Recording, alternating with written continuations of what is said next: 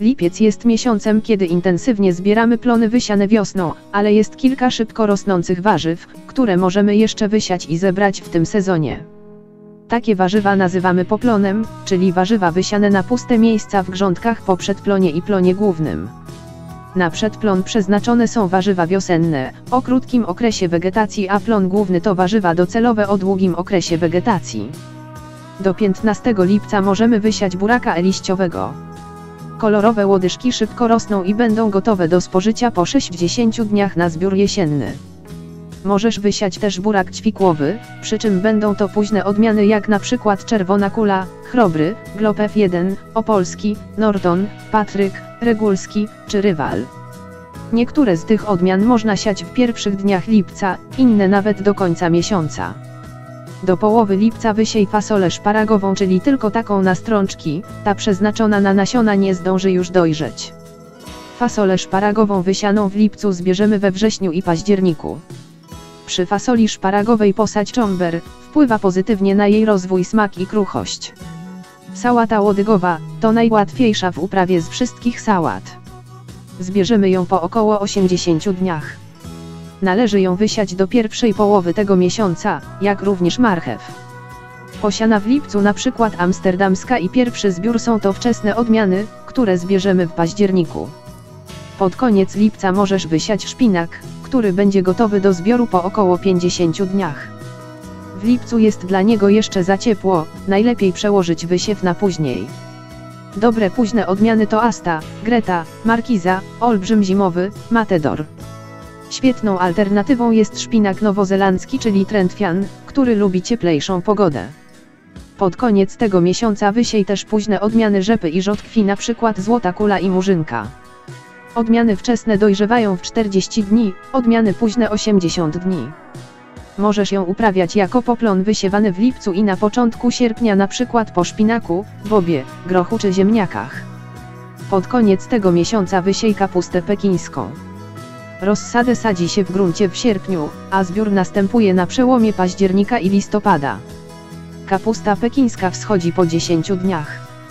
Siewki świetnie znoszą przymrozki, jak również większe rośliny.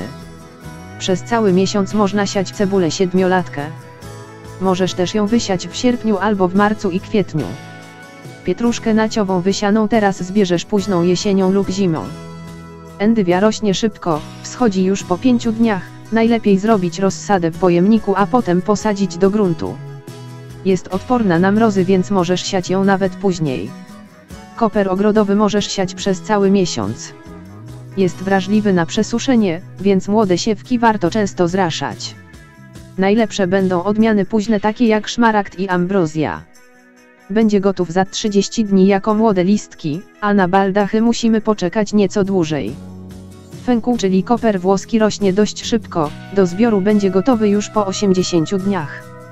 Roszponka szybko rośnie i jest również odporna na mrozy, można ją nawet zbierać w śniegu, do spożycia po 60 dniach.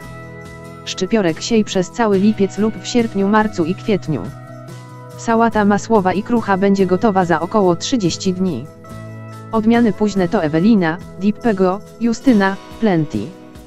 Dobre będą też letnie odmiany sałat radzące sobie z długim dniem i wysokimi temperaturami. Możesz wysiać Arkę, Grenadę, Ożarowską, Królową Lata, Cud Orburgu, Bałcejską, Stuttgartę. Jeśli nie udały Ci się ogórki w tym sezonie, to nic straconego. Na wysiew ostatnich ogórków można się pokusić do 10 lipca, ale pod 2 warunkami: żyznej gleby i dostatecznej wilgoci. Wybieramy odmiany przeznaczone do kiszenia, np. Borus albo Julian. Możesz przygotować też rozsadę kalarepy, którą przesadzisz do gruntu w sierpniu. Warzywa o długim okresie wegetacji takie jak por, jarmuż i brukselka są odporne na przymrozki, a ich okres wegetacji to 4 miesiące. Późne odmiany porów na zbiór jesienny to Bartek, Juchas, Tango, Tajtes. Brukselkę uprawia się docelowo na przełomie maja i czerwca, ale kluczowe jest, by pod koniec września wykonać zabieg ogławiania, czyli usunięcia górnej części pędu rozwijającego się nad ostatnimi zawiązanymi główkami. Hamuje to dalszy wzrost roślin i zmusza je do tworzenia szybciej większych i lepiej wykształconych główek. Zbiory brukselki, podobnie jak jarmużu, rozpoczynają się po pierwszych przymrozkach i mogą być prowadzone aż do końca roku. Pamiętaj, aby nie siać w to samo miejsce warzyw takich samych, oraz z tej samej rodziny. Młode siewki będą potrzebować dużo wody, nie tylko ze względu na fazę wzrostu, ale także z powodu upałów. Należy je podlewać regularnie. Warto też wziąć pod uwagę gwałtowne burze, ulewy, a nawet grad, które mogą zniszczyć delikatne siewki. Latem warto nawozić warzywa większymi dawkami potasu. Zabieg ten ma na celu wzmocnienie warzyw i są mniej podatne na suszę oraz inne czynniki stresujące, powodujące choroby. Kwiaty, które przydadzą się w warzywniku i które zakwitną jeszcze w tym sezonie, to nagietek, portulaka czy groszek pacznący. Możesz je wysiewać przez cały lipiec. Jako nawóz zielony możesz wysiać grykę, łubin, koniczynę, wykę czy owies szorstki.